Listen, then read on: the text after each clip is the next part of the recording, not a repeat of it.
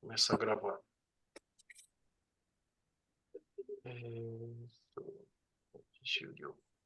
Boa noite, pessoal. Boa noite a todos. Boa noite. Prazer estar novamente aqui com vocês. Como é que vocês passaram o fim de semana? Foi tudo bem? Bem, Na paz? na paz.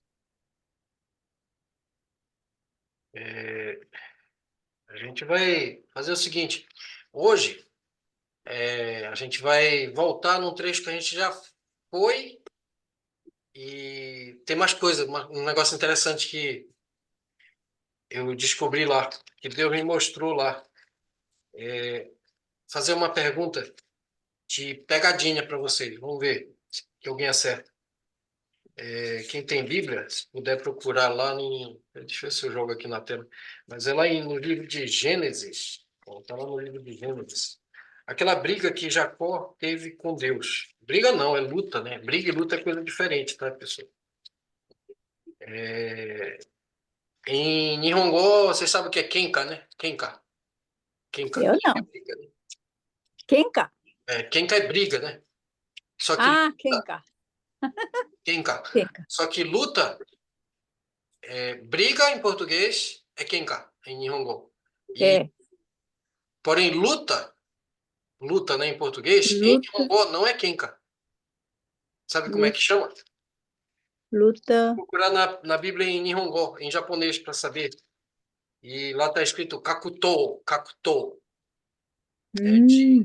Uma disputa. É uma disputa como se fosse assim uma competição onde duas partes se envolvem para ver quem consegue o objetivo. É só um que pode sair vencedor, mas eles não necessariamente ficam se debatendo, se batendo um contra o outro ou querendo tipo se ferir um ao outro.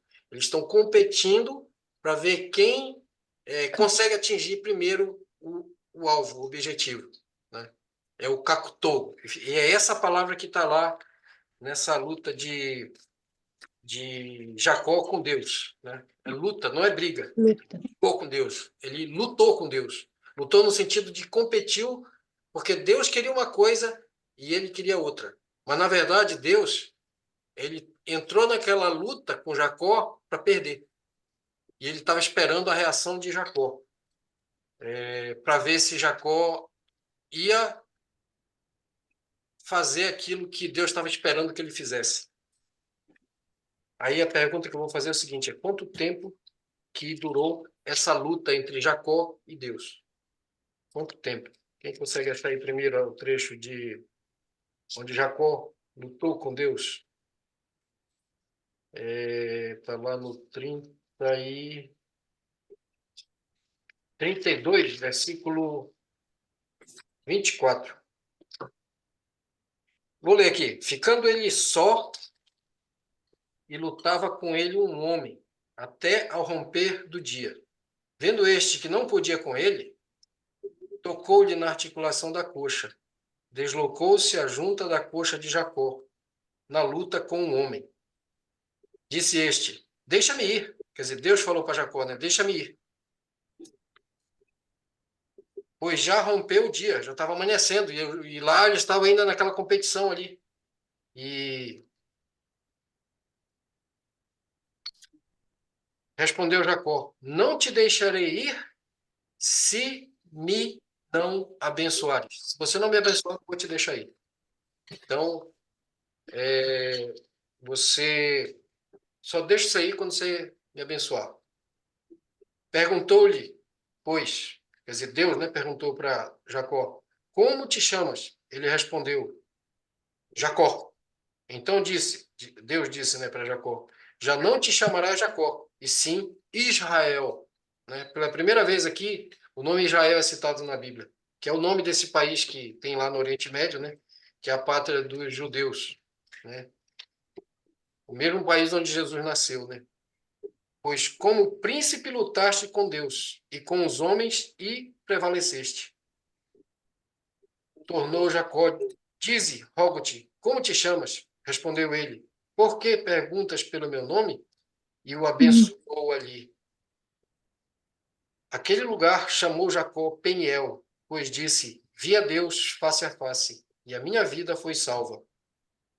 Nasceu-lhe o sol quando ele atravessava Peniel, e manquejava de uma coxa. Por isso, os filhos de Israel não comem até hoje o nervo do quadril na articulação da coxa, porque o homem tocou a articulação da coxa de Jacó no nervo do quadril.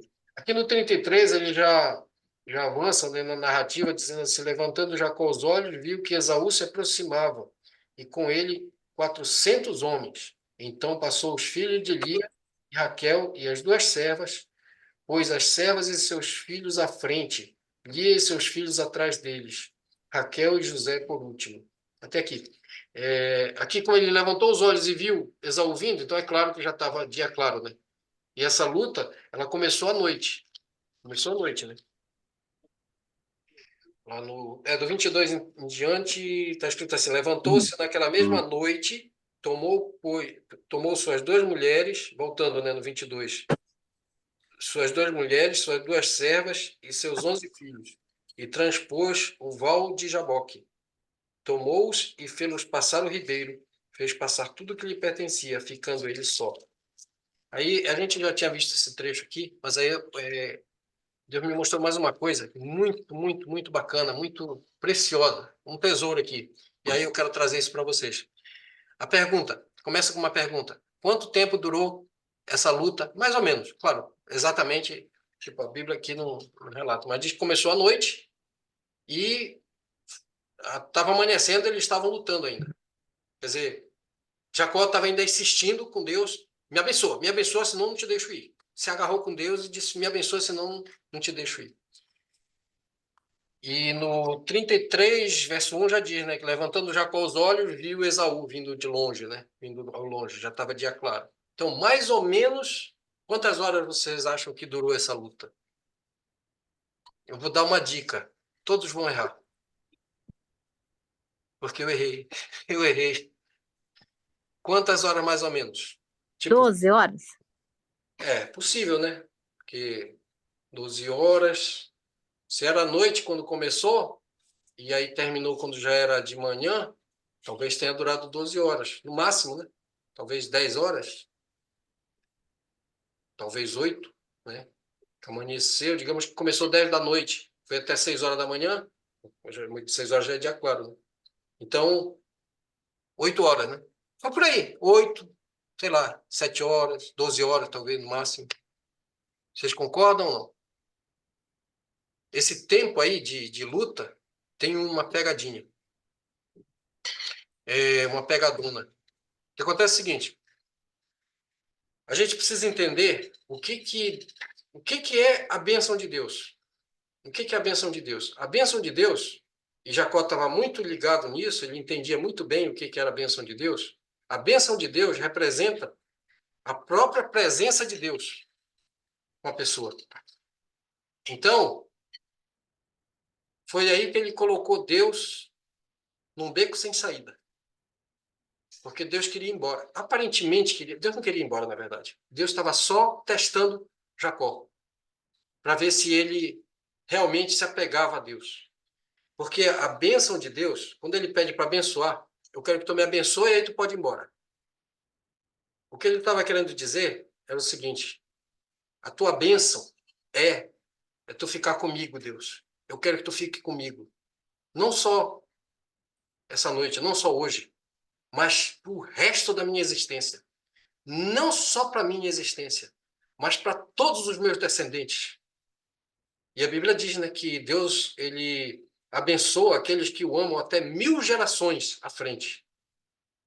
E aí a gente pode ver hoje, o país chamado Israel é um país abençoado. Apesar de ser um país onde não tem nada, mas tem tudo. É um país que exporta tecnologia e é um país extremamente desenvolvido.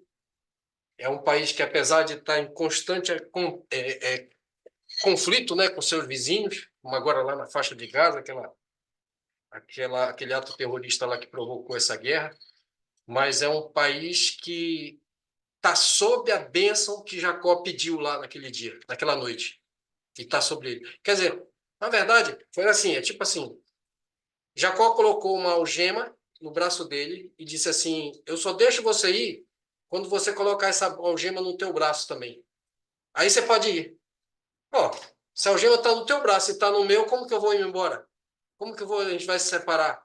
Nunca, não é verdade? Foi isso que ele fez. Porque a bênção, ela une a gente com Deus. Une para sempre. Onde está a bênção de Deus? O próprio Deus está ali. Então, ele foi muito inteligente. Ele colocou Deus em xeque-mate. E era exatamente isso que Deus queria. Porque ele errou, ele pecou, ele se fez de vítima, dizendo que ele estava. Ah, eu sou coitadinho, meu irmão quer me matar, ai, coitado de mim. E, na verdade, ele era só um frouxo, um covarde, e perdeu a fé. Ali ele perdeu a fé, porque Deus tinha prometido que ia fazer dele uma grande nação. Ele tinha esquecido as promessas de Deus e só ficou o medo. O medo é a ausência de fé. E aí Deus desceu, mas Deus ficou tão irado com isso que Deus desceu lá do céu para dar uma bronca nele e para dizer: olha, teu tempo acabou. Mas ao mesmo tempo, Deus amava tanto a Jacó que ele desceu porque ele queria dar uma chance para ele e testar ele. E Jacó foi muito inteligente, muito inteligente. Ele se arrependeu e ao mesmo tempo ele colocou Deus em xeque-mate. Às vezes a gente tem que pôr Deus em xeque-mate, viu? E na verdade essa luta não durou algumas horas, no final das contas. Essa luta, ela permaneceu para sempre. E até hoje, o efeito dessa luta permaneceu por toda a vida de Jacó e até hoje essa luta está surtindo efeito lá no povo de Israel, naquele país, na descendência de Jacó, né? Que são hoje o povo judeu, né? Era só para trazer isso aí para vocês, porque na verdade essa luta não terminou nunca, nunca. E até hoje Jacó está lá no céu assim, ó, juntinho de Deus, colado com ele. E é isso que a gente tem que ter. Essa visão de que a nossa bênção, ela é eterna. A gente tem que estar junto de Deus, hoje e para toda a eternidade. E essa bênção se estende para todos os nossos filhos, nossos descendentes, os que vierem aí daqui para frente até a volta de Jesus. É essa a inteligência de Jacó que a gente tem que pegar para a gente. Que não é só algumas horas com Deus, não, é para sempre. Que a gente bota uma algema e dizer: coloca aqui, Deus, coloca essa algema no teu braço e aí você pode ir embora. Pode ir, tranquilo. Não tem como, né? E ele gosta desse tipo de checkmate, né? Porque, na verdade, o que ele quer é ficar perto da gente. Ele quer que a gente fique o mais próximo dele. E ele ama quando ele vê que a gente está buscando isso. E foi isso que Jacó fez, e essa atitude dele alegrou muito a Deus, muito mesmo. Tanto que ele deu para Jacó um novo nome, mudou a, a, a personalidade de Jacó, que ele era um cara trapaceiro, enganador, e ali nasceu um novo Jacó, nasceu Israel, um novo nome para uma pessoa que nasceu de novo. Um novo nascimento ali aconteceu. Então, foi esse encontro que Jacó teve, que a gente precisa ter com Deus. Um encontro que vai fazer com que a gente nasça de novo. Uma nova vida, um novo nome, um novo propósito, né? E essa luta não termina nunca, tá? É bom que fique bem claro isso, né? É uma luta que vai durar toda a eternidade, uma luta para a gente se agarrar com o nosso Pai Celestial e nunca mais soltar Ele. E Ele gosta disso, e Ele gosta. Eu aprendo muito quando a gente vai dar comida para os gatinhos, que tem uns que se enroscam na perna da gente, eles ficam nhão, nhão, nhão, e ficam miando e pedindo carinho. E para quem gosta de gato, né? É tudo que a gente gosta, é tudo que a gente mais quer, que os gatinhos fiquem enroscando na gente. E eles conquistam a gente, conquista. Eu até coloquei uma live no Face desses gatinhos. É muito bacana. A gente faz isso por aprendizado, por terapia, porque é um aprendizado muito grande que a gente tem com os gatinhos. É isso que Deus quer. Ele dá a bênção para a gente, para que a gente fique se enroscando nele. E não larga ele nunca mais. É isso que ele quer da gente, tá bom? Mas não era esse assunto que eu tinha para trazer hoje, tá? É outro, mas esse aqui eu achei muito bacana. A gente conversou aqui em casa sobre isso. E eu achei muito válido trazer aqui para vocês hoje nesse encontro. Aí, bom, o que eu quero trazer é o seguinte: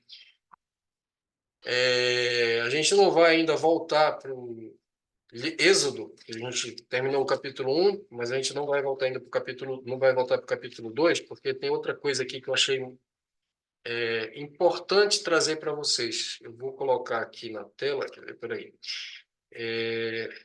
Isso aqui, ó. Dá para ver aí? Deixa eu ampliar aqui. Tá dando para ver, pessoal? Não sei como é que está aí a tela para vocês. Ah, agora apareceu. É uma pirâmide, certo? Dá para ver, né, a pirâmide? No topo está Jesus Cristo, e aí embaixo tem filhos, filhos remidos que crescem, filhos remidos que não crescem. É o seguinte, pessoal, eu coloquei aqui na lateral, em amarelo, filhos de Deus, perdão, servos de Deus. Servos de Deus são todos esses aqui. E aí, tem um detalhe importante que dentro esses servos de Deus se inclui até mesmo Satanás. Deixa eu começar aqui. Começar aqui com o topo. Jesus Cristo. Jesus Cristo, ele é um servo que ele é filho unigênito de Deus, mas ele cumpriu a missão mais importante que tinha que se fazer na história da humanidade, que é executar a obra da salvação. E ele serviu a Deus e serviu a nós, filhos de Deus, serviu a toda a humanidade com sua própria vida. Então, ele é um servo que obedeceu calado, como uma ovelha foi enviada ao matadouro. Ele é o nosso exemplo, é o nosso Salvador, o nosso Redentor. E nós temos que estar com a nossa atenção nele e focado nele para tudo aquilo que a gente for fazer. Ele é servo, portanto, é servo de Deus, e ele nos serviu também como servo, né, com humildade, como um cordeiro, né, e nos deu exemplo. Aqui embaixo, logo embaixo, essa parte aqui, também são servos, filhos remidos que crescem. Por que filhos remidos que crescem? Filhos que já descobriram a sua identidade de membros da família real e que buscam crescer em sabedoria e em intimidade com o Pai Celestial. Porque tem filhos, nem todos os filhos buscam crescer em intimidade com o Pai Celestial. Parece, né? Dá a impressão que é tudo igual, né? Filho de Deus é tudo filho de Deus, mas na verdade não é bem assim. Tem diferenças, e na verdade cada um é que decide em qual dessas categorias aqui quer estar. Se dependesse de Deus, estariam todos aqui, ó, filhos gemidos que crescem, né? Que buscam a presença do Pai, que sabem da sua identidade de realeza, fazem parte da família real e que buscam crescer em sabedoria e intimidade com o Pai Celestial. São servos também. Nós também somos servos, né? Servimos a Deus. De que maneira? A gente está aqui hoje se reunindo e a gente está servindo a Deus. Todos nós estamos servindo como filhos remidos que crescem, né? E tem outra categoria de filhos, que são servos também. Todos são servos. Essa outra categoria, deixa eu ampliar aqui a tela. Essa outra categoria são filhos que são salvos, ou seja, filhos remidos, porém que não crescem. Infelizmente, é a grande maioria dos cristãos, ditos cristãos, né? Eu não gosto dessa palavra, mas é comum se chamar as pessoas que um dia receberam Jesus Cristo como seu Salvador de cristãos. E a maioria está aqui, filhos remidos que não crescem. Tá? Infelizmente, a grande maioria, esmagadora, daqueles que um dia receberam Jesus como seu Salvador, não crescem. Por quê? São filhos que, apesar de salvos, não procuram debelar a própria ignorância, não buscam por sabedoria e nem conhecer melhor o nosso Pai Celestial. Não tem interesse na palavra de Deus. Não tem sede, fome de justiça, né? Como Jesus falou no Sermão da Montanha. E olha, pasmem. A gente fica assustado com isso. A grande maioria dos pastores, dos líderes religiosos, estão aqui nessa categoria. Que apesar de salvos, eles não têm interesse em debelar sua própria ignorância. Inclusive, muitos têm uma arrogância de achar que já estão no top da galáxia, que já sabem tudo e não precisam aprender mais nada, não precisam se humilhar e reconhecer todo dia. A minha ignorância tem que ficar menor hoje. Eu não posso ir dormir hoje à noite com a mesma ignorância que eu acordei. Não tem essa humildade. Não tem a humildade de entender que a gente aprende uns com os outros, né?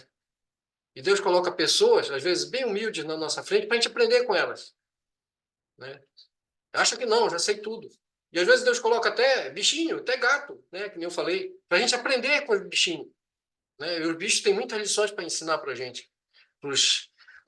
Às vezes, os irracionais, chamados irracionais, ensinam os racionais, chamados racionais.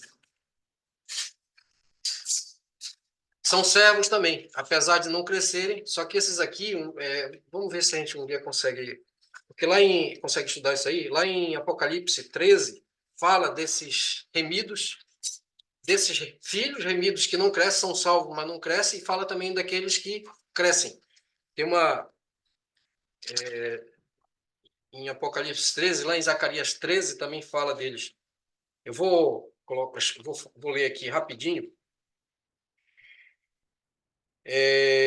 13, 7.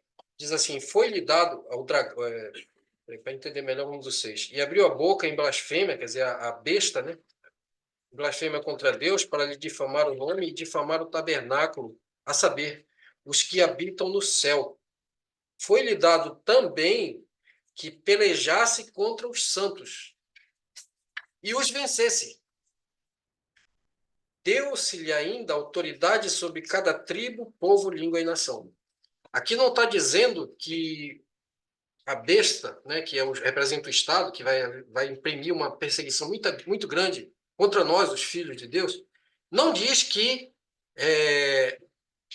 apesar de foi dada autoridade para que ele vencesse os santos, ou seja, os filhos, que são esses aqui, os filhos. Estão nessa categoria de filhos os remidos, os santos, né? Os remidos que crescem e os remidos que não crescem. Mas ele vai vencer a categoria dos filhos que não crescem. Porque isso está lá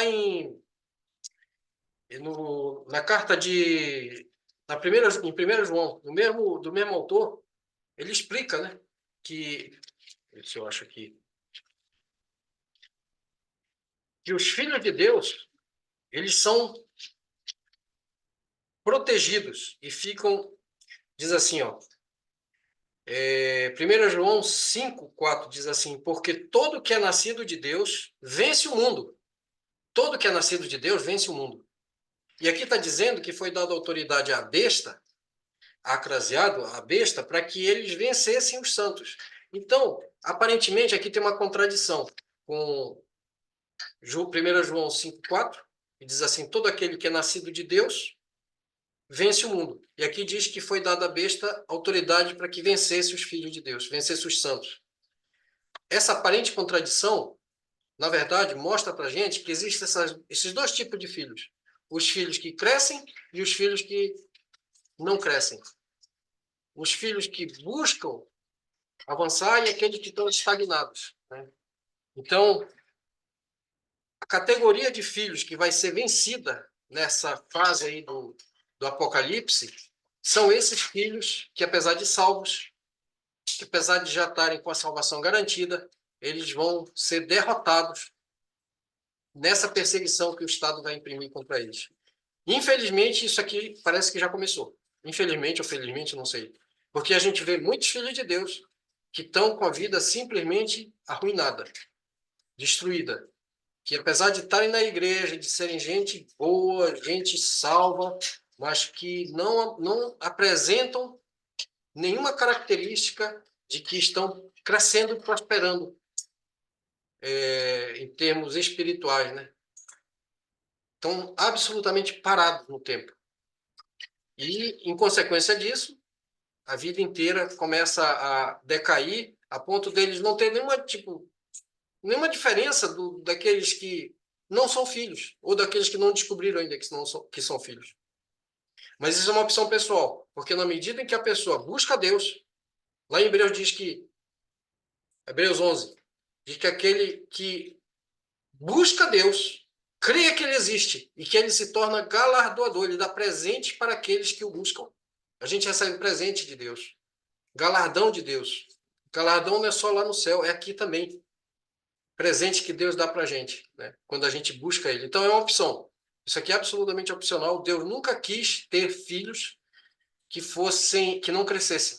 Sempre foi vontade de Deus que todos os filhos crescessem. Mas Ele não pode obrigar, Ele não obriga nada, né? É totalmente decisão própria, é o livre-arbítrio em ação. Ou a gente vem por amor, ou Ele não aceita. Ele quer de livre, espontânea vontade. E aí as coisas apertam, mas é para o bem, né? Não é para o mal. É para ver se a gente abre os olhos e enxerga o caminho de que a gente não tem outra opção. É crescer ou crescer, é avançar ou avançar. É diminuir a ignorância ou nada feito. É tudo ou nada. É para, sabe, não pode, a gente não pode ficar parado, a gente não pode cair na negligência de ter a mesma vida que a gente tinha antes de conhecer a Jesus Cristo, antes da gente entrar no reino de Deus. Não digo em religião, tá? Mas em entrar no reino de Deus. Então, infelizmente, a maioria dos filhos, né, eles estão aqui nessa categoria, mas é uma maioria esmagadora, tá? Infelizmente, de filhos remidos que não crescem. Estão sempre bebezinho, né? E a gente constata que tem muitos pastores que estão nessa mesma situação. Não crescem, não progridem, não evoluem. E alguns até regridem, né? Isso que é o mais triste de tudo. Que é muito complicado, né? Querer ficar parado, porque tudo avança. Então a gente acaba, sem querer, regredindo em vez de achar que está parado, mas a gente não está. Gente, a gente precisa avançar e avançar muito. A nossa ignorância, ela é nossa maior inimiga. Eu digo sempre isso. Né? Tá dando para entender, pessoal? Eu aí? Tá, Diogo? Tá dando para entender? Deu para entender direitinho? Tem alguma dúvida? Alguém tem alguma dúvida? Luiz, Dirce, Casoé? Estão me ouvindo? Tudo certo? Ah, tá, aqui tá todo mundo sem. Então, aí, fora isso, tem filhos perdidos, filhos remidos, filhos perdidos, e ó, outra categoria de servos, tá? Perdão, só voltando aqui nesses filhos perdidos, né? Perdão. Filhos remidos que não crescem, aí embaixo a gente tem aqui filhos perdidos, que são também chamados de ímpios ou pecadores, tá? Aí, é, assim, filhos que não descobriram ainda a sua identidade de realeza ou que ainda estão virando as costas para o nosso Pai Celestial. Incluem-se aí os religiosos, né? Os religiosos também precisam encontrar sua identidade, né? Identidade de filhos, não de apenas religiosos. O que acontece, né, quando a gente fala do evangelho para uma pessoa e a pessoa rejeita? Significa que essa pessoa não é filho? Não, todos os seres humanos são filhos de Deus, todos, porque todos nós saímos de dentro de Deus. Nós não somos fruto de uma ameba, a gente veio de Deus. A nossa essência é divina. E o que acontece, né, se a gente fala do evangelho e a pessoa rejeita? O que acontece com essa pessoa, né? Quando o ímpio, que é chamado ímpio, o pecador, ele rejeita, né? E resiste. Aí tem uma lei, né, deixada por Deus, que inevitavelmente vai se cumprir. essa pessoa, ele vai acabar se tornando um escravo de alguém que está fazendo a vontade de Deus. Está lá em Eclesiastes 2:26. Deixa eu puxar aqui. 2:26. Alguém pode ler aí? Eclesiastes 2:26. Você está com a Bíblia aí, Luiz? Eu tô com a Bíblia online. Online? Ah, online é meio complicado. A casa vai ler, então. Tem que... Peraí, tá sem microfone, tá sem áudio. Nem sei onde é que mexe esse treco aqui. Ah, eu tô ouvindo. Agora está ouvindo. Eclesiastes 2:26. Você vai ler para a gente. Porque Deus dá sabedoria, conhecimento e prazer ao homem que lhe agrada, mas ao pecador dá trabalho para que ele ajunte e amontoe, a fim de dar àquele que agrada a Deus. Isto é vaidade e correr atrás do vento. Se ele não for trabalhar para você, ele vai trabalhar para outra pessoa que está fazendo a vontade de Deus. Mas essa lei vai se cumprir. Só que isso não é uma coisa para a gente ficar buscando, né? Por isso que ele diz no final que isso é vaidade, é correr atrás do vento. A gente tem que buscar realmente a salvação das pessoas, né? E falar do Evangelho, falar da salvação em Jesus Cristo. E quando a gente for rejeitado, quando o Evangelho é rejeitado, a gente nunca perde, nunca. Porque, na verdade, a nossa riqueza está só aumentando. E muitas vezes aqui nesse mundo mesmo, porque vai ter mais gente trabalhando para a gente, para entregar o fruto desse trabalho de mão beijada para a gente, né? Então, a gente vai estar sempre subindo e nunca descendo. É o meu incentivo, né, para que a gente faça esse trabalho. Às vezes não é coisa complicada, porque quem hoje em dia não quer melhorar de vida? Ah, mas isso é evangelho, né, o evangelho da prosperidade não é. O evangelho é a prosperidade pura, prosperidade espiritual em primeiro lugar. Se não tem prosperidade espiritual, nem evangelho é. E os religiosos, eles têm uma resistência muito grande com a palavra prosperidade, né?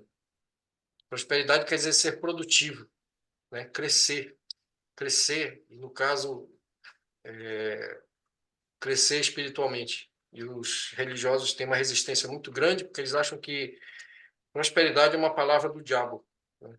Não tem uma heresia maior que essa. Prosperidade é nossa missão, nossa obrigação, buscar prosperidade. A espiritual em primeiro lugar. E daí vem todas as outras. Tá dando para entender? Nunca a gente perde quando a gente, por exemplo, convidar alguém para vir para uma reunião como essa, convidar para ir numa igreja, né, que a gente conhece, para ouvir a palavra de Deus, para crescer no conhecimento das coisas espirituais. Porque, olha, em João 3,16 diz assim: porque Deus amou o mundo de tal maneira que deu seu único filho para que todo aquele que nele crê não pereça, mas tenha vida eterna. Deus amou o mundo, todas as pessoas do mundo ele amou, porque todos são filhos, só que a grande maioria continua dando as costas para ele. Mas ele amou a si mesmo, entregou por todos nós, ainda no tempo que a gente estava dando as costas para ele. Ele entregou mesmo assim um filho, o único filho, o filho unigênito, para morrer no nosso lugar, mesmo a gente sendo ainda pecador. E ele comprou com o sangue do seu filho a nossa salvação, né? E está tudo pago. Agora é só a gente se virar para ele e reconhecer: eu tenho um pai, Pai nosso que está no céu. Nós temos um pai. E aí a gente passa a fazer parte da família real. Uma autoridade inacreditável. É o que a gente vai agora passar para outra categoria de servos. Veja bem, todos servem a Deus, todos, de Jesus Cristo até o último andar de baixo, que a gente vai chegar em seguida. A gente vai falar aqui dos anjos de Deus. Bilhões de seres celestiais são os anjos. enviados para a terra a fim de cumprirem ordem dos salvos, ou seja, dos filhos remidos que crescem. Somente essa categoria de filhos aqui podem dar ordem para os anjos que Deus enviou aqui para esse mundo, que são bilhões. Para cada pessoa tem pelo menos 250 anjos esperando ordens. Então assim, fazendo continência, esperando uma ordem sua, uma ordem minha, para que eles possam agir. Porque eles só agem aqui nessa terra mediante a ordem, a autorização de alguém que está aqui, hoje, vivo, habitando essa terra. Que tem um corpo físico habitando essa terra. Que está em conexão com o Pai, que é o chefe dos anjos. E Deus colocou a gente aqui para comandar esse batalhão de seres com superpoderes para a gente comandar, para a gente dar ordem. Agora o detalhe, eles só vão obedecer se as ordens que nós dermos estiverem de acordo com aquilo que for da vontade de Deus. Se não estiver de acordo com a vontade de Deus, eles não vão cumprir. Agora, isso também é uma marca dos filhos, né? Dos filhos que crescem. É que eles vão estar sempre fazendo a vontade de Deus. Sempre. Nós vamos estar sempre fazendo. Então, os anjos de Deus, lá em Hebreus 1,14, eu vou ler, para dar tempo, Hebreus 1,14, fala mais ou menos sobre o que é a missão desses anjos, né? Deus enviou esses anjos aqui na Terra com uma missão específica. Diz assim, livro de Hebreus 1,14. Não são todos eles espíritos ministradores enviados para serviço a favor dos que hão de herdar a salvação? Está bem claro aqui. Eles estão aqui para receber ordens nossas. Enviados a favor dos que hão de herdar a salvação. Quem são esses? Senão os filhos que crescem. Os filhos que estão fazendo a vontade de Deus. Né? Esses filhos aqui, remidos, que são salvos, mas não crescem, eles podem até dar ordem para os anjos. Se eles derem ordens, é sinal que eles estão realmente crescendo. Já não são mais nessa categoria aqui. Agora, olha, gente, o que mais assusta, principalmente religiosos, é essa categoria aqui, a última de baixo. Satanás e os demônios. Satanás e os demônios são servos de Deus. São servos de Deus. Porque eles estão habitando aqui nesse mundo, estão rondando. São seres espirituais malignos que foram expulsos do céu e rondam a terra para matar, roubar e destruir.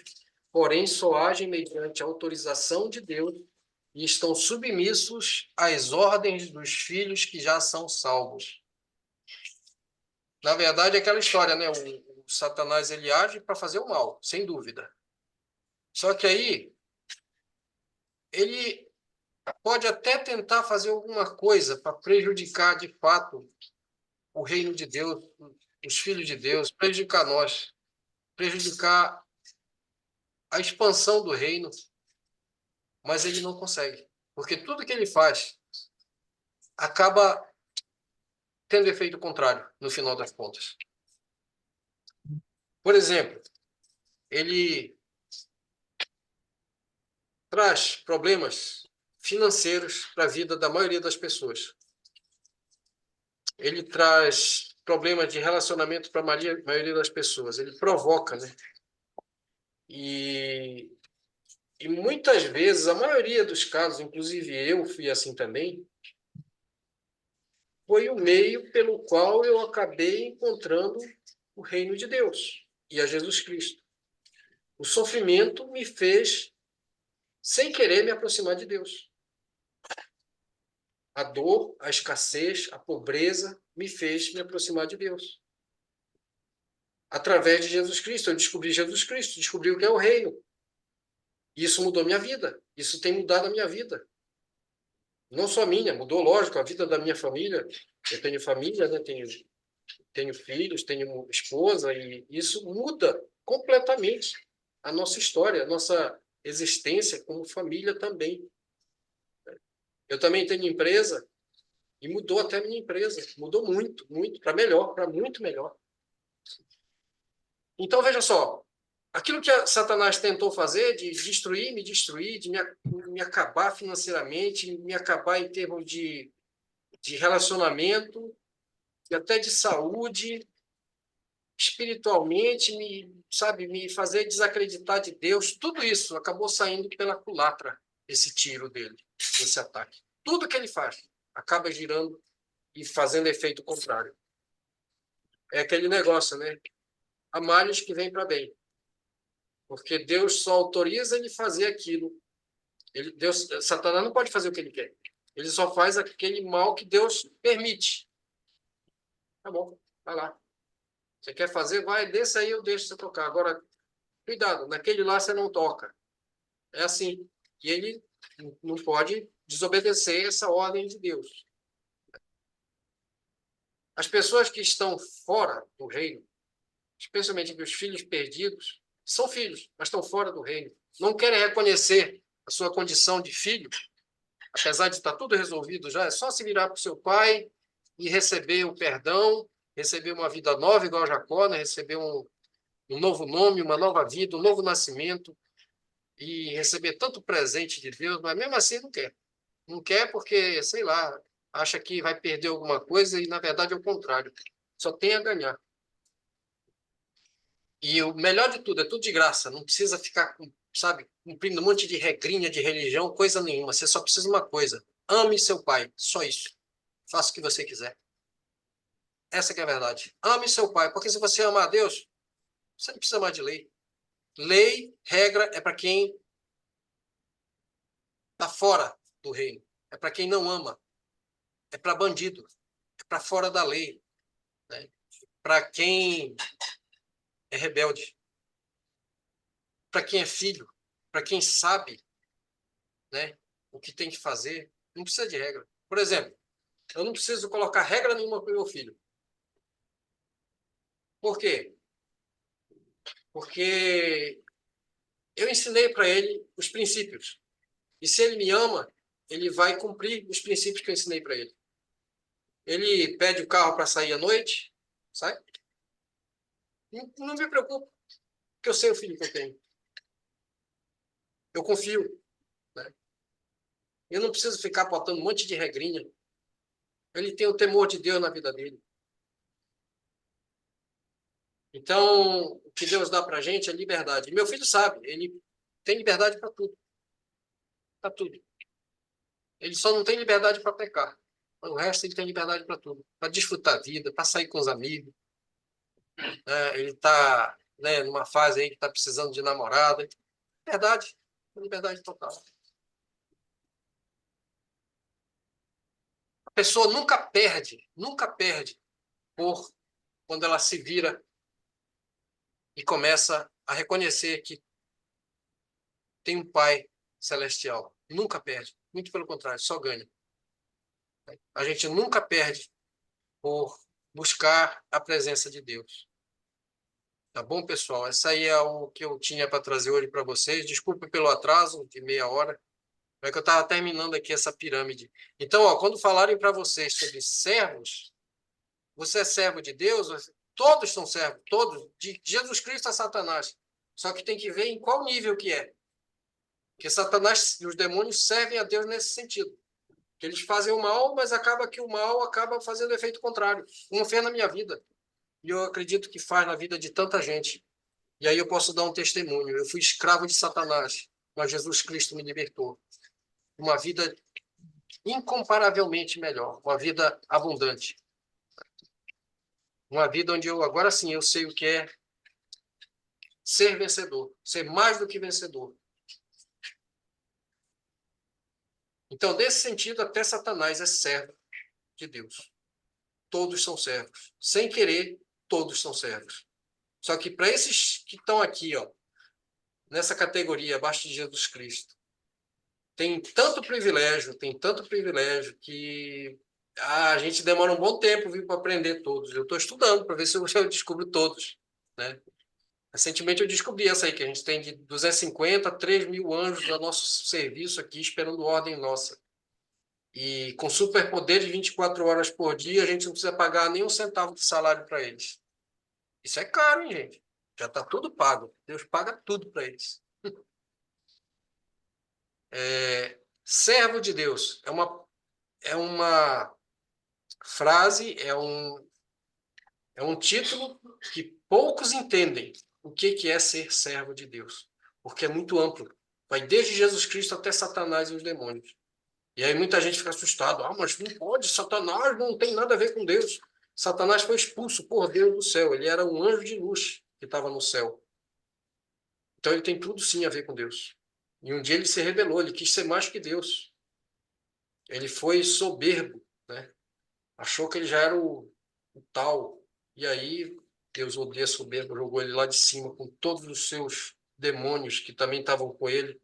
E a Bíblia diz que foi um terço, né, dos anjos do céu se transformaram em demônios e foram jogados aqui para a terra. Estão aqui esperando a hora de serem condenados e jogados no lago de fogo, né, no inferno, que foi feito para eles, não foi feito para ser humano. O ser humano vai para lá de, de bobeira, porque não era para ir. Todos os filhos perdidos que não reconhecerem a sua identidade vão para o inferno junto com Satanás e seus demônios. Mas não era para eles irem, era só para Satanás e os demônios irem para lá, né? Então a gente tem que tomar cuidado, né, gente? Vamos nos voltar para o nosso Pai, que está esperando de braços abertos para nos dar uma nova vida, nos dar perdão, nos dar paz e uma vida em abundância. Uma vida e vida em abundância, né? Não é só sobreviver, não. É vida em abundância, tá bom? Deu para entender, pessoal? Tem alguma dúvida? Eduardo, Diga. no caso, para mim, o desenho da pirâmide, eu não estava entendendo o porquê a parte dos anjos fica a parte de baixo, porque para mim essa parte aí teria que ser mais próxima a Jesus Cristo, ou é pela quantidade? Eu vou te falar uma coisa. Eu também pensava assim. Só que tem um detalhe importante. Lá no Gênesis, está escrito que criou Deus o homem à sua imagem e semelhança. Nós somos a imagem de Deus. Fomos criados à imagem de Deus, acraseado, né? E não tem nenhum trecho na Bíblia que está escrito que os anjos foram criados à semelhança de Deus. Deus tem um compromisso com o ser humano, que ele colocou aqui como filhos dele. Anjos não são filhos. Nós somos. Isso é um privilégio que demora às vezes para a gente descobrir, para a gente entender. Nós estamos acima dos anjos. Os filhos estão acima dos anjos. Porque qual é a função dos anjos? É servir. É ser, tipo, são os empregados do palácio. Serviço espiritual, mas eles estão para servir. Nós, filhos, nós estamos para governar. E os anjos que Deus coloca aqui na terra, como está lá em Hebreus, que a gente leu, Hebreus 1,14, não são todos eles, uma pergunta, não são todos eles espíritos ministradores enviados para serviço a favor dos que hão de herdar a salvação, ou seja, de nós?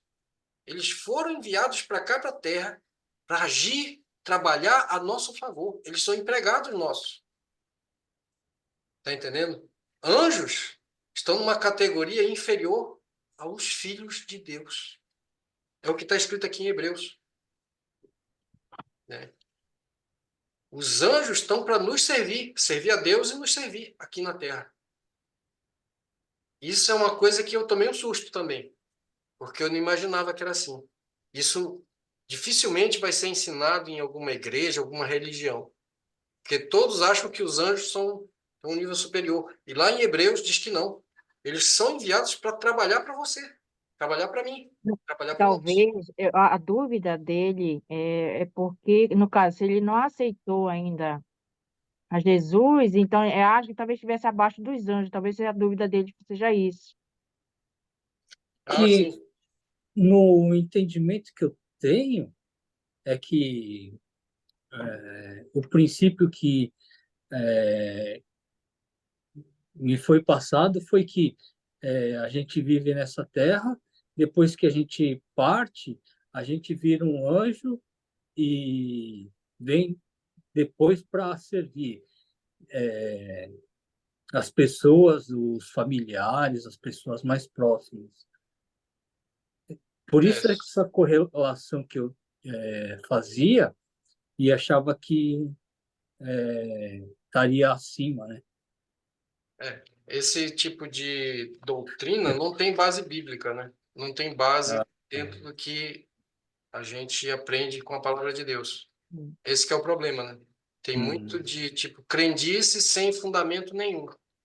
hum, Mas o que a gente vê na palavra de Deus é o contrário, né?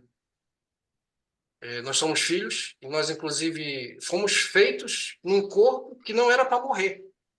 Foi o pecado que trouxe essa aberração chamada morte para a gente. Nem para morrer nós fomos feitos. Era para a gente subir para o céu com esse mesmo corpo e não envelhecer. As nossas células elas estariam sempre se renovando com perfeição, sem envelhecimento, sem defeito, né? E a verdade é que elas envelhecem com o tempo e elas se reproduzem às vezes com deformidade e isso traz velhice, traz doença, traz câncer. Isso aí foi uma rebelião da natureza devido ao pecado que o homem colocou, trouxe para o hum, mundo, né? A natureza se rebelou contra nós. A natureza até hoje ela é rebelde contra o homem, contra o ser humano, por causa do pecado, porque a natureza toda ela segue a ordenação divina. A natureza por si ela é pura e o homem ele trouxe impureza para esse mundo. Então toda a natureza, todo o universo, ele se rebelou contra nós. E aí a Bíblia diz lá em Gênesis que a partir dali a terra começou a dar espinhos e abrolhos, né? Tudo que há de ruim começou a vir com o advento do pecado no mundo. O nosso pecado, a gente tende a achar que não é muita coisa, mas às vezes é um pecadinho que tem um efeito gigantesco no mundo espiritual. Agora, a questão é que tipo esse tipo de ensinamento, de doutrina, né, tem se espalhado muito, né? Infelizmente. E por mais que você siga nesse tipo de ensino, o que acontece é que você vê que não dá em nada. hum, Cadê resultado? Cadê os frutos? Cadê a lógica? E você vê que não tem apoio nenhum, porque, na verdade, são doutrinas que nascem fundamentadas em mentiras, em engano, né? E muitas vezes as pessoas que ensinam isso fazem isso com a melhor das intenções. Às vezes não são pessoas más, tá? Mas porque aprenderam assim, vão passando para frente, com a melhor das intenções. E com a melhor das intenções, gente, tem muita gente no inferno que foi para lá com a melhor das intenções. Vamos tomar cuidado com isso. O objetivo é a gente viver aqui nessa terra, trazer para cá o céu, trazer o reino de Deus aqui para a terra, porque está faltando, porque esse tipo de ensinamento acaba trazendo o inferno aqui para a terra, o inferno para a vida da gente, né? Com a melhor das intenções. Tem tanto tipo de religião, tanto tipo de chama doutrina nessas regras, são os princípios das religiões, chamam doutrina, tanta doutrina absurda que a gente já não sabe mais o que é o que é certo, o que é errado. Então é por isso que eu falo, ó, vamos nos concentrar na palavra de Deus. E hum, tem pessoas que estão trilhando nesse caminho, infelizmente são muito poucos, mas tem. Vamos buscar essas pessoas, seguir essas pessoas. Hoje está fácil, porque você abre o YouTube, está cheio aí de gente que, apesar da gente não ter um contato direto, mas a gente percebe claramente que são pessoas que estão trilhando num caminho correto, num caminho de prosperidade espiritual, muitos, inclusive, também prosperidade material, financeira, porque é consequência, né? Que tem muita coisa para ensinar para a gente e que dão frutos, que dão resultados, bons resultados, né? Isso aqui é importante. E quando a gente vai nesse caminho, inevitavelmente, começa a acontecer com a gente também, né? Começa a acontecer milagres, né, de resultados espetaculares na vida da gente. Quando a gente segue pessoas que não estão dando fruto, pessoas derrotadas, pessoas que estão com crenças erradas na cabeça e estão ensinando coisas erradas, apesar de às vezes serem boas pessoas, a vida da gente começa a andar para trás. É só problema. Uma coisa que eu digo, e os religiosos ficam todos com raiva de mim. Eu digo sempre, Deus nunca quis que os seus filhos passassem necessidade financeira aqui nessa terra. Nunca quis. Por que que acontece isso? Por causa dessas crendices, dessas doutrinas erradas que existem por aí. Deus quer que a gente tenha aqui uma vida de abundância, uma vida de fartura. E tem mais de 8.000 promessas na Bíblia que falam sobre isso. Se quiserdes e me ouvirdes, comereis o melhor desta terra. É o melhor dessa terra que ele tem para a gente. Simplesmente o melhor. A maioria dos religiosos não crê nisso. Eles dizem que a prosperidade, as coisas boas, é tudo do diabo. Não tem nada de Deus, né? E aí a própria vida deles já reflete isso, que eles são pessoas extremamente derrotadas. Pessoas que estão, às vezes, passando necessidade. Dizem que são filhos de Deus. Mas como que é filho se está passando tanto aperto? Que testemunho é esse, né? Eu digo assim, a nossa vida financeira, ela é uma parte importante do nosso testemunho. Porque se nós somos filhos de Deus, o Deus de toda a glória, que é dono do ouro e da prata, como que ele vai deixar os seus filhos passar necessidade, passar aperto, viver, trabalhar que nem um louco só para pagar a conta? Não, eu não aceito isso. Já fui assim, no tempo que eu estava só na religião. Agora, depois que eu descobri o reino, não, eu sei que isso aí nunca foi vontade de Deus. Ele quer o melhor para a gente. Vinde, pois, e arrazoemos, ainda que os seus pecados sejam vermelhos como a escarlata, eles se tornarão brancos como a neve. Se quiserdes e me ouvirdes, comereis o melhor desta terra. O melhor desta terra. Eu amo essa palavra. Eu amo. Porque ela se cumpre na minha vida. E a gente precisa amar, gente. A gente precisa amar essa palavra. Não fazer como Jacó, que ele esqueceu, ficou com medo. Ele tinha separado em 2 grupos aquilo, o pessoal que estava com ele, o rebanho, porque ele estava com medo de perder tudo, então vou deixar pelo menos dividido, porque aí se perder um, pelo menos salva o outro. Eu não queria que ele perdesse nada, mas ele perdeu foi a fé ali. A gente tem que ter Falta fé. de fé. Como? Foi a falta de fé de Jacó. É, falta de fé. Falta de fé, ó, lá em Hebreus, diz que sem fé é impossível agradar a Deus. Então, se a gente busca agradar a Deus, uma coisa que a gente tem que desenvolver bastante é a fé. Como que a gente desenvolve a fé?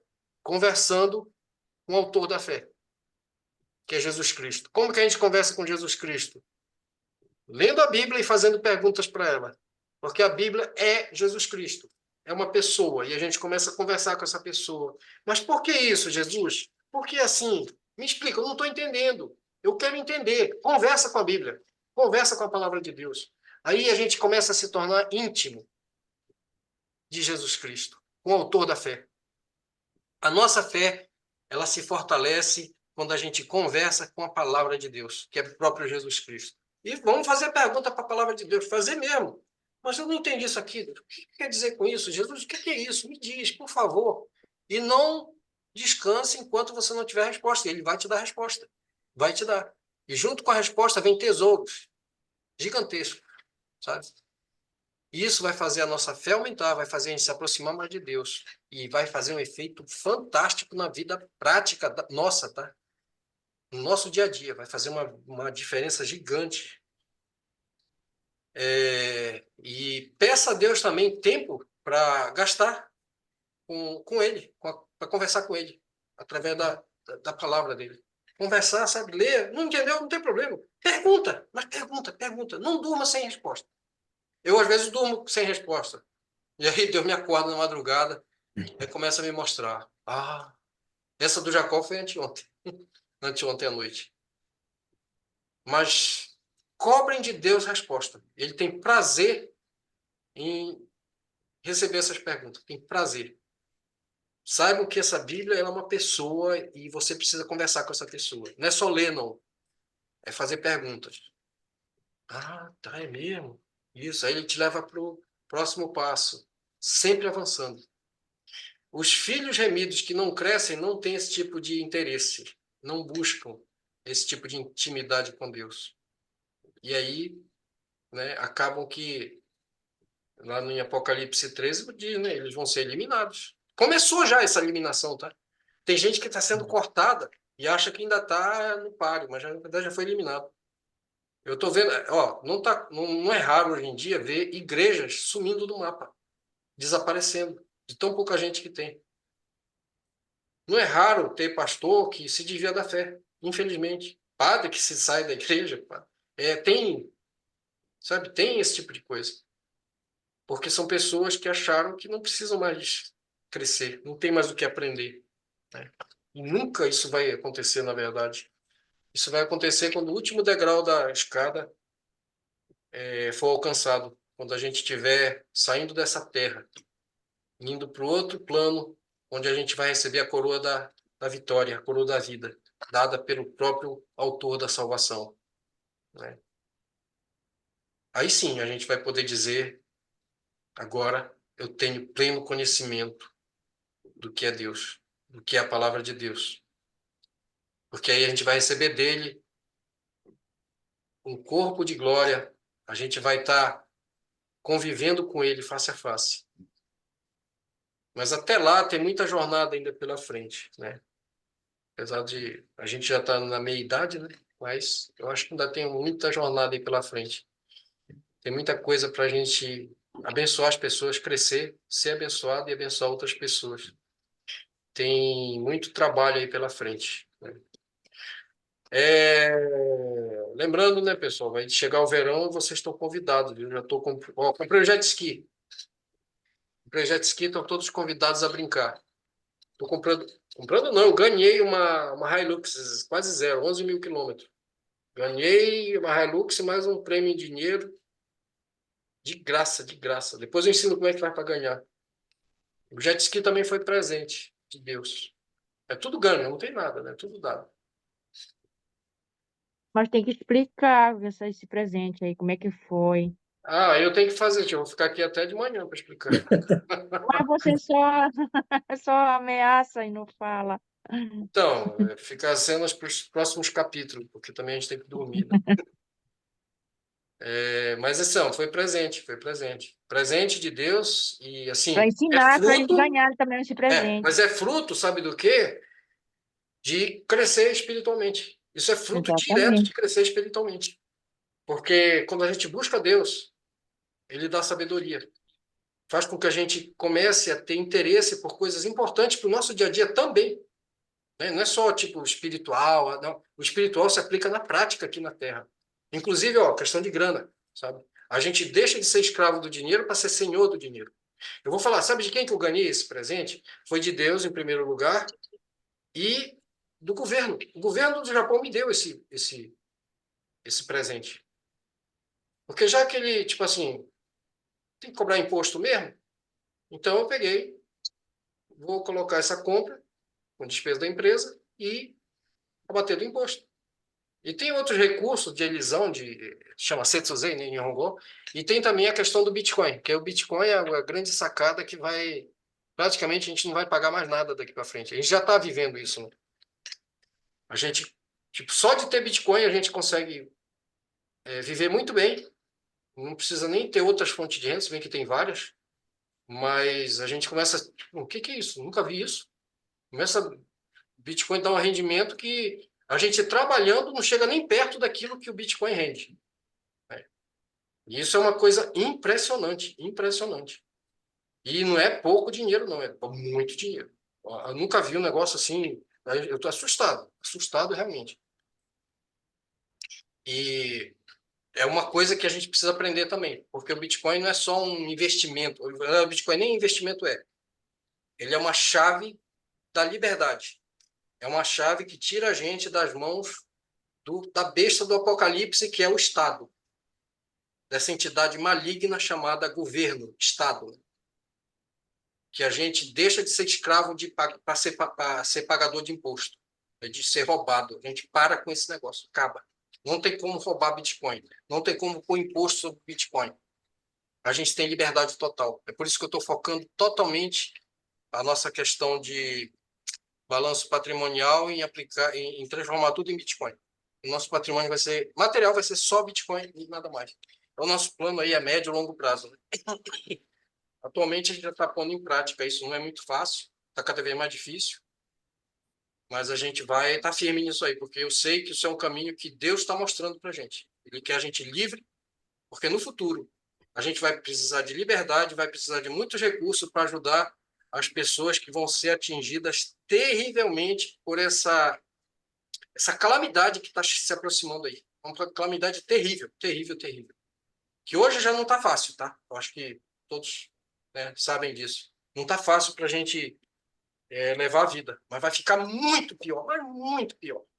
Então, Deus hoje está abrindo aqui uma janela de oportunidade para a gente preservar patrimônio e abençoar pessoas futuramente, né, que vão precisar muito de ajuda, porque a calamidade ela vai ser terrível, terrível, terrível. Né? Eu já falei isso no vídeo, alguns vídeos atrás. Né? Quem não viu, eu vou deixar o link aqui. Mas eu recomendo, gente, por favor, vamos estudar, vamos debelar nossa ignorância. O Bitcoin é a moeda do reino de Deus, é cumprimento de profecia. Desde o Gênesis até o Apocalipse, tem menções sobre essa moeda chamada Bitcoin. Não é uma coisa assim é uma modinha, não. Isso é cumprimento de profecia. E um dia todos vão entender, mas vão entender da pior maneira possível, né? Que é com choro e com ranger de dentes. Vamos estudar o que é o Bitcoin, por favor, gente. Está cheio de informação no YouTube, na internet em geral. Então, vamos aprender. Que é basicamente o seguinte: você passa a ter o teu próprio banco particular, mas não é um banco comum, é o banco central que tem mais poder do que todos os bancos centrais do mundo inteiro. Nisso aqui, ó. Isso aqui é uma hard wallet, né? Mas isso aqui funciona como uma chave de um carro. E que ninguém pode roubar. A gente tem que acumular patrimônio de forma que ninguém possa roubar, onde o ladrão não possa pegar.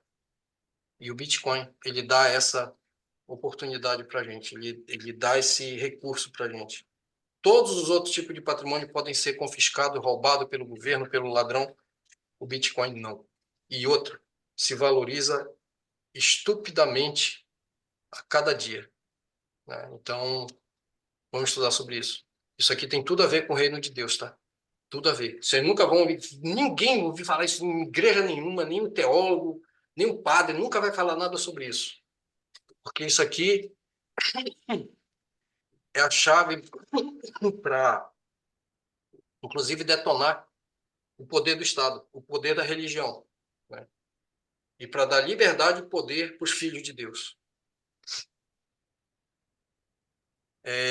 Ainda está acessível, aproveitem, por favor. Cada vez que eu estudo, eu fico mais impressionado. Hoje eu e meu filho aqui, a gente fez várias experiências aqui com a mempool, né, com a rede, com blockchain. A gente ficou impressionado, impressionado. A gente consegue, tipo, ter a visão de todas as operações que acontecem no mundo inteiro, operações financeiras que acontecem no blockchain, no Bitcoin, do Bitcoin. É impressionante. E a gente tem poder de negociar com qualquer pessoa em qualquer lugar do mundo, sem pedir autorização de ninguém. Vocês terem uma ideia, vocês sabem que quando sai do Japão, ou de qualquer país com mais de 10 mil dólares, tem que declarar e provavelmente eles não deixam, vão confiscar. Meu filho vai amanhã, depois de amanhã ele vai sair do Japão e ele vai levar bem mais que isso. E não vai precisar declarar, porque na verdade não está aqui, né, o dinheiro. O dinheiro está na nuvem, está na blockchain do Bitcoin. Então, Não está levando com ele. Ele só está levando o acesso. Não precisa declarar nada. E está tudo dentro da lei. E ele pode usar em qualquer lugar do mundo.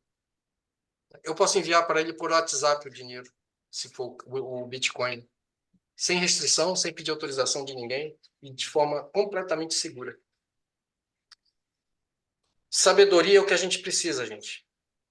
E debelar nossa ignorância, porque isso faz a grande diferença. Grande diferença. Esperar que só Deus vai fazer tudo, ele não vai fazer. Porque tem umas coisas que é só a gente. Ele colocou para a gente fazer.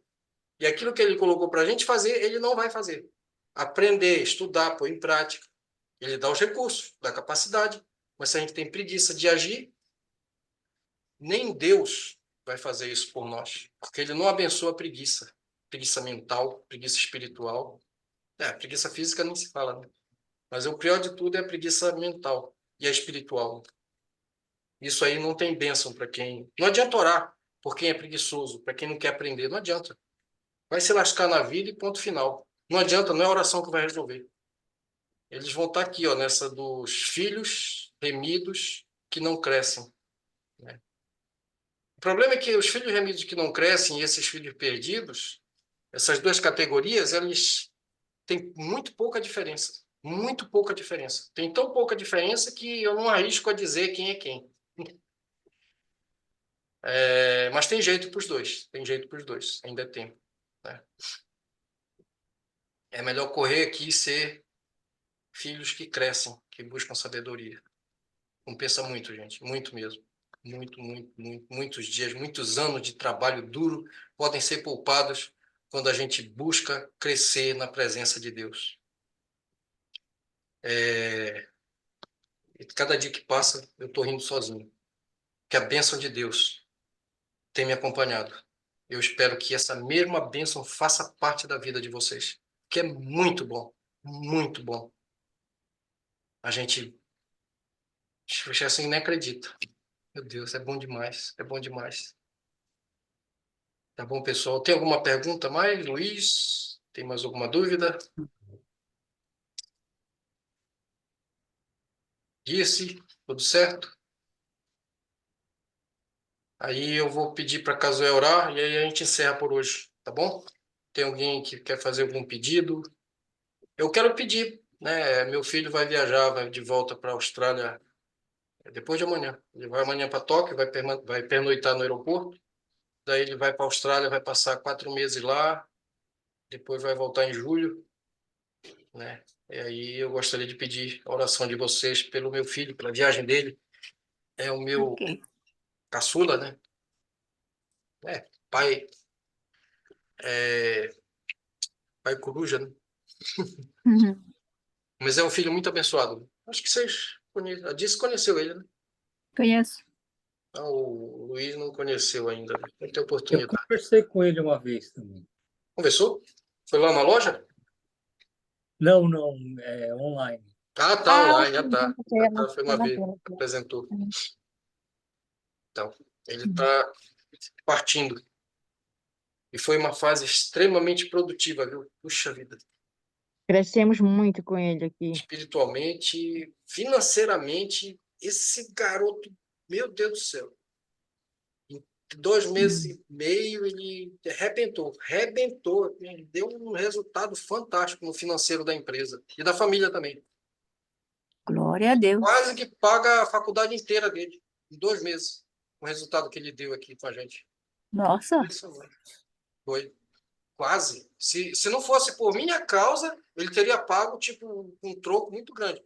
É que eu comecei a enxergar as coisas tarde. Foi nos últimos dias da estadia dele aqui no Japão. Se eu tivesse enxergado isso logo que ele chegou no Japão, bicho, ó, vou falar. Sem brincadeira, a gente já Uhum. estaria aí milionário em dólar. Em dólar.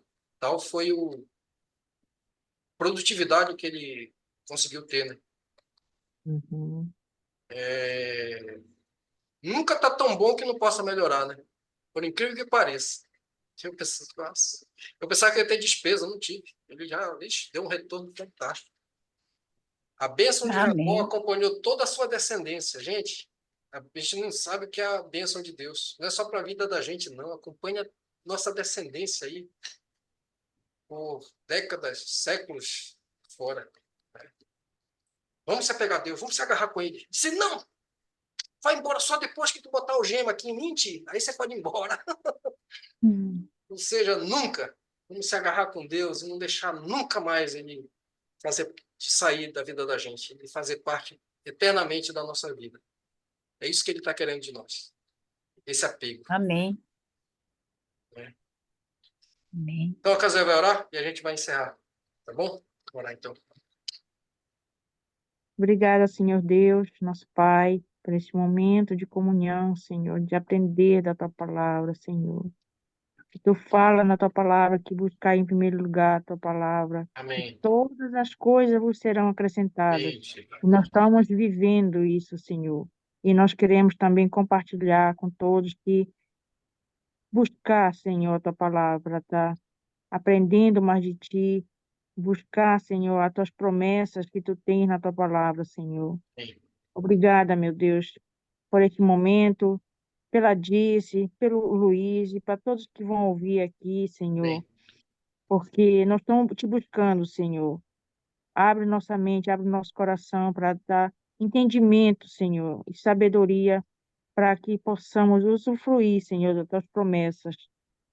Abençoa o nosso filho também, que está através dele, nós aprendemos com ele também, Senhor.